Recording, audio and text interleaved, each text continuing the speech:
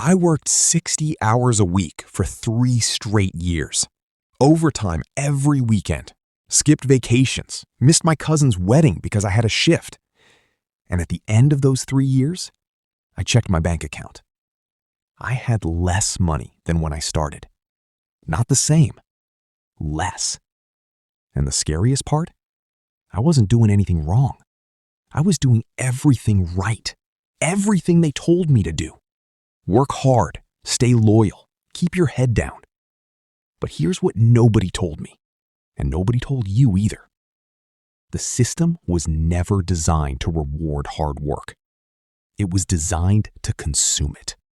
I grew up in a household where my dad worked 2 jobs. My mom picked up weekend shifts at a grocery store. We weren't lazy people.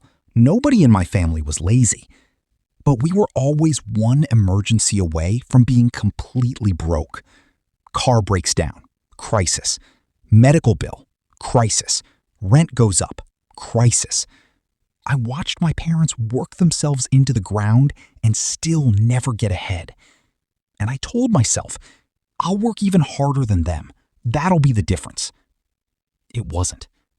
Because working harder inside a broken system doesn't fix the system. It just exhausts you faster.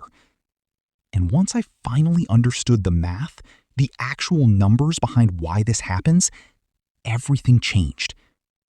So let me show you what I wish someone had shown me at 22. Let's start with the most dangerous number in your financial life. Your hourly wage. Say you make $20 an hour. Feels decent, right? You work hard, you get paid, simple math. Except it's not simple. Because that $20 isn't really $20. By the time federal taxes, state taxes, Social Security, and Medicare are done with your paycheck, you're walking away with maybe $14, sometimes less. So your real wage is $14. But wait, you need a car to get to that job. Insurance, gas, maintenance, easily $400 a month for an average American worker. Spread that across your work hours, subtract another $2.50 per hour.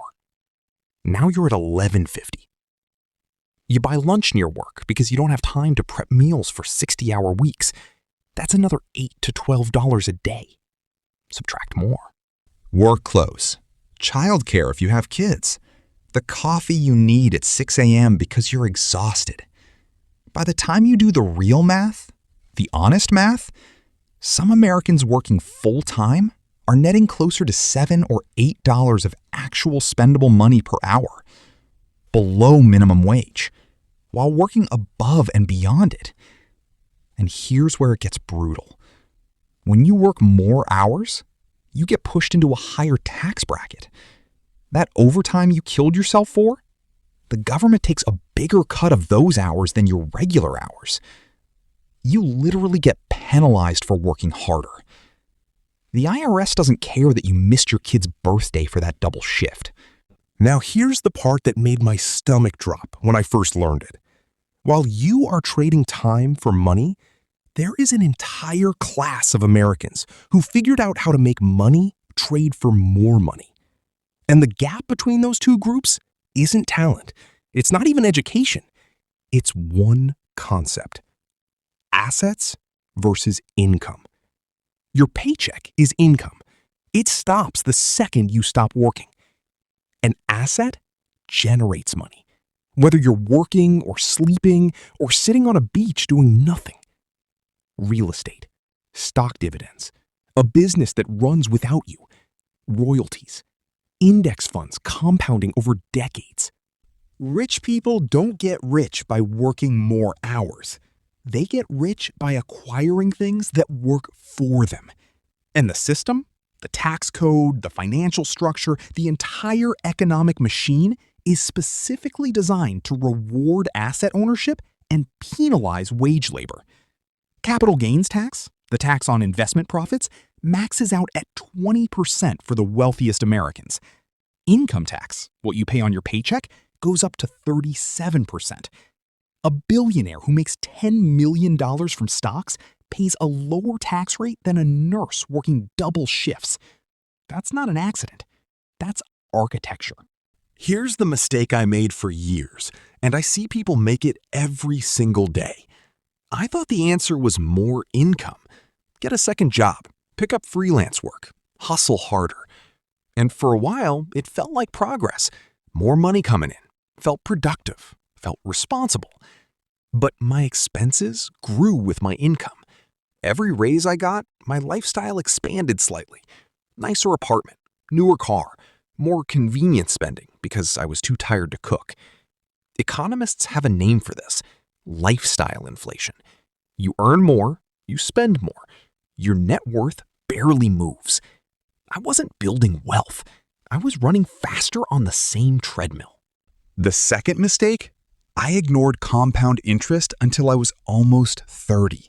And that's maybe the most expensive mistake an American worker can make, because compound interest is the only math that actually works in your favor, but it needs time. If you invest $300 a month starting at 22, by 65, you could have over $1.1 million at average market returns. If you wait until 32 to start that same $300 a month, you end up with around $530,000. Same money, same discipline. 10 years of waiting cost you nearly $600,000. You can't work overtime to recover that. That time is just gone. So what do you actually do with this? First, stop optimizing your income and start optimizing your net worth. Those are two completely different numbers. Your income is what comes in. Your net worth is what stays. Focus on the gap between them. Second, automate an investment before you touch your paycheck, not after bills, before. Even $50 a month into a low-cost index fund is you buying an asset. You're starting to build the other side. Third, understand your real hourly wage. Sit down and do the actual math I just walked through. Most people have never done this. When you see your true number, it changes how you make decisions. So what do you actually do with this? First, stop optimizing your income and start optimizing your net worth. Those are two completely different numbers. Your income is what comes in. Your net worth is what stays. Focus on the gap between them. Second, automate an investment before you touch your paycheck, not after bills, before. Even $50 a month into a low-cost index fund is you buying an asset. You're starting to build the other side. Third, understand your real hourly wage. Sit down and do the actual math I just walked through.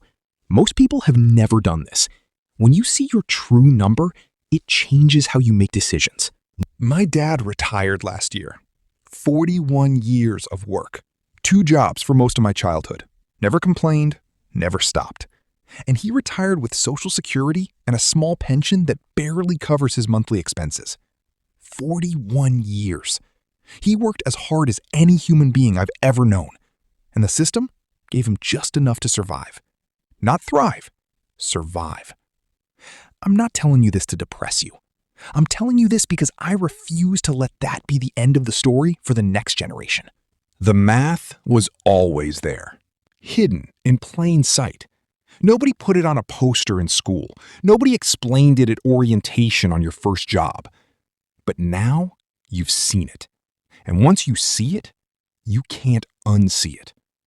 Hard work still matters. Don't let anyone tell you otherwise. But hard work pointed in the right direction. Toward assets, toward compounding, toward building something that works while you rest. That's the difference between surviving and actually winning. Your time is the most valuable thing you own. Stop selling it for less than it's worth.